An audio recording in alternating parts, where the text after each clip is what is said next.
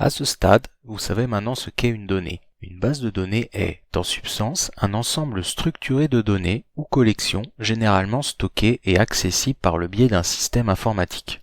Cependant, ce n'est pas toujours le cas. Par exemple, une série de tiroirs contenant des fiches classées par ordre alphabétique et par année constitue une base de données non informatisée. À titre d'exemple, pour une base de données informatisée, nous pourrions citer un fichier Excel contenant des informations comptables sur l'entreprise. Mais si vous avez quelques connaissances, vous pensez probablement à d'autres formes plus structurées comme les bases de données relationnelles généralement gérées par un logiciel tel que MySQL.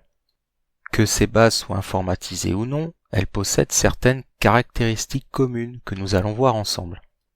Il y a d'abord l'organisation. Les données sont structurées selon un ordre alphabétique, catégoriel ou encore de manière chronologique. Ensuite vient l'accessibilité. Elles sont accessibles à ceux qui disposent des permissions nécessaires. En informatique, vous avez des comptes avec des privilèges plus ou moins étendus.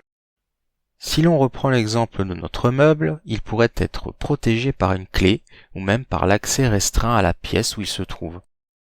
Il est important de noter qu'il est tout à fait possible et même recommandé de combiner une sécurité physique avec une sécurité dématérialisée pour protéger efficacement vos données.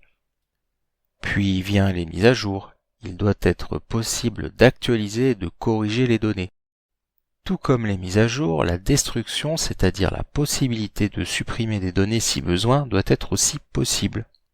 Il y a aussi la notion de persistance. Les données sont alors durables, conçues pour être conservées sur le long terme. Généralement, on ne souhaite pas perdre ces données au redémarrage.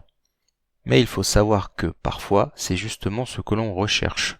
Par exemple, H2 est un système de gestion de bases de données relationnelles écrit en Java, qui peut être configuré pour confectionner de manière temporaire. C'est surtout utile en local, afin de tester simplement l'application. Et pour finir, l'indépendance. Les traitements, c'est-à-dire les fonctionnalités de vos applications, sont séparés des données. Cela permet, entre autres, à chaque application ou utilisateur d'accéder aux données selon ses propres besoins, sans impacter les autres.